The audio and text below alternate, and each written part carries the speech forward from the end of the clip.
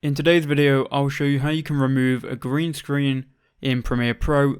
This can be done very simply, but if this video helps you out, please do leave a like and consider leaving a comment as well so we can push it to more people. So what you need to do is put your green screen footage inside of Premiere Pro, which I'm assuming you already know how to do. And then what you need to do is you need to come to the Effects tab here, and in the Effects tab, search for Key. So what we're looking for here is Ultra Key. This is the one I use for all of my green screen effects. And it just works well. So drag in Ultra Key to your clip.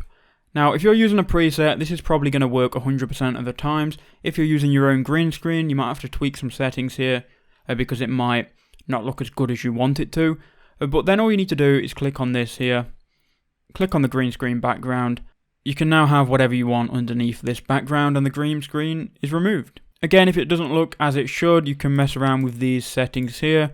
Now, to be honest with you, I can't really tell you what settings to change because I only use presets, so I can't really help you there. But if that video did help you out, please do leave a like, subscribe, and I'll see you all in the next one.